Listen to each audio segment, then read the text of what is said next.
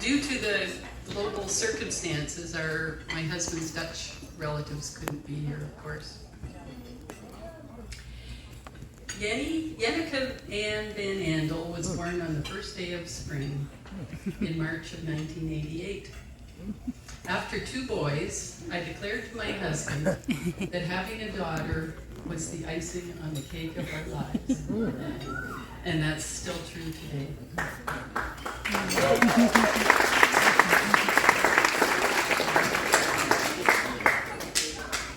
Although she didn't take her first steps until she was 19 months old, Yenny was extremely verbal and articulate from a very young age, and she has carried that quality with her into adulthood. Her 2 older brothers, Sean and Rick, taught her many life lessons during her formative years, and part of who she is today is thanks to them. Tolerant, accepting, forgiving, among other things.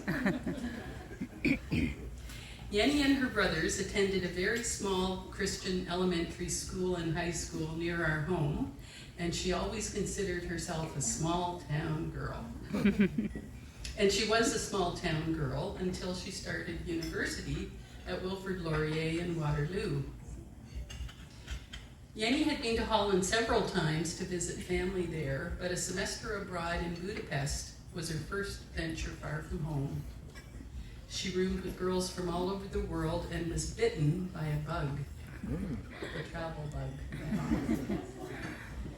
Over the next few years, her travels included 2 summers at Emerald Lake Lodge in BC with 2 of the bridesmaids, where she gained a wealth of experience and also mastered Texan and Japanese accents, among other skills.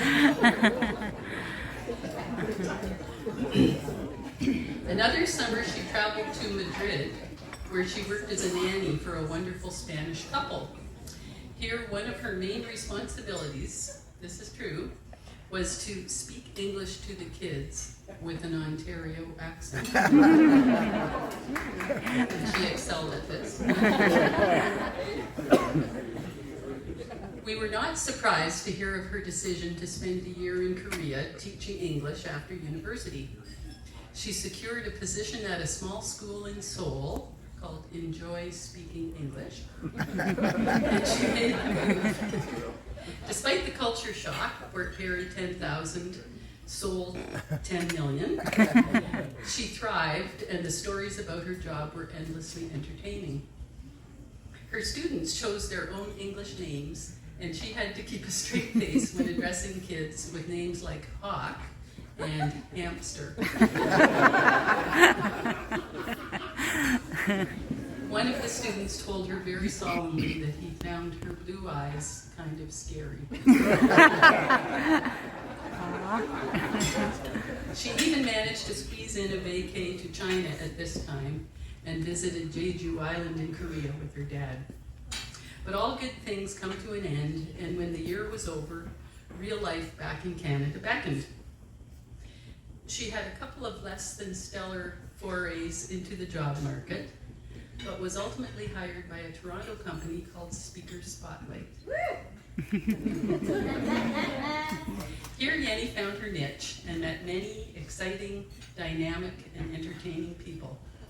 The small office staff also had their own exciting, dynamic, and entertaining individuals, 3 of whom are here today and are still good friends. Yenny also acquired a condo in the city, and life was good. Obviously, most of you know by now that Yenny and Clayton met while playing beach volleyball. There's some disagreement as to where their first date took place, but nonetheless, it did take place. Yenny kept her involvement with Clayton under wraps for a while, but eventually mentioned in a vague and mysterious way that she was seeing someone.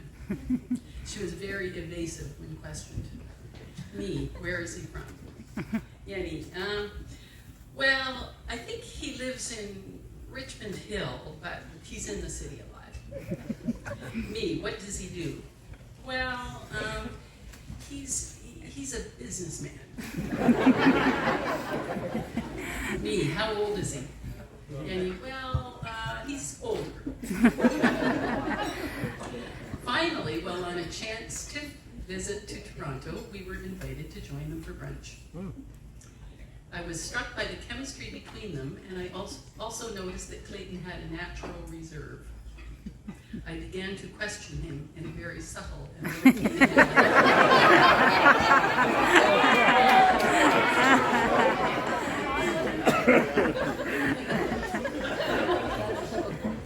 Yenny had told us about an experience Clayton had once involving an ox and a bow.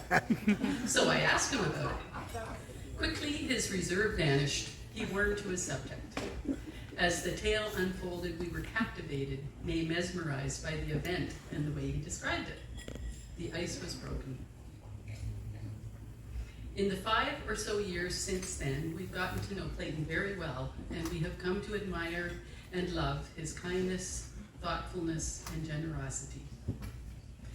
In the grand scheme of things, hunting, fishing, chopping up animals, and putting them into their packages is kind of down on Yenny's list of things she likes to do. But she gamely joins Clayton on some outings and copes admirably when he goes away with his buddies, as the seasons dictate. He's the hunter, she's the gatherer. He likes fishing, she likes fashion. He likes hunting, she likes doing crossword puzzles and playing Scrabble. Somehow it works. Since meeting Yenny, Clayton has learned more about social media, Instagram and TikTok. Yenny has learned to like adventure movies, like the one they saw recently called The Suicide Squad. Clayton has proven to be a stellar uncle to our 6 young grandchildren, and that bodes well for the future. As parents, we have hoped and prayed for love and joy and happiness for our children, and Yenny has found all this and more with Clayton. Yenny and Clayton, I don't hope that today is the best day of your life. I hope that it's just the first of many wonderful and blessed days as you go forward together into your future.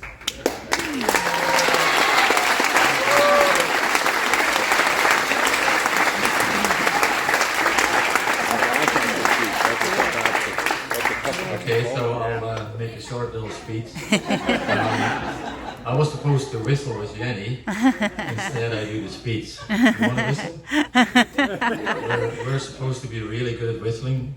Pretty well the best in Canada. Right? Anyways, I'll do a short speech because we are only allowed 4 minutes. And your mother already did 8 minutes of it. Before we start, I would like to wish Yenny's brother Rick a happy birthday. Yeah, happy birthday, And I think it's a pretty good chance for a birthday, right? I think Yenny and me always had a pretty good relationship, yeah? And growing up, so at a certain point she started traveling and staying in these countries. So as a good father, I had a tough job, but I had to follow her around to make sure that she didn't get into trouble. We had some great times traveling through Spain, Korea, and I could see that she had matured a lot. I truly felt blessed to have that time, with my daughter. Like they were special times. I noticed that Yenny didn't sweat the small stuff too much, and that should help her a lot, getting married to a bush pilot. Like she doesn't like flying, but stepped into the plane and they flew across the Rockies. Then she doesn't like flying and they flew to some camp way up north. I thought it was 7 hours, it's 5 I think. But still, it's pretty brave. So now Yenny can be a little cheap sometimes. So we had a great trip in Korea, And she said, at the end of the trip, she said, "Dad, I'd like to treat you to a nice lunch." So after lunch, she went to pay, but her account was blocked. So it happened that the North Koreans had hacked her bank account that day. So I ended up having to pay after all. And I still don't know how you pulled that one out. Amazing. The next day we flew to Vancouver on what happened to be her birthday on March 21st. And we went for a nice meal to celebrate her birthday.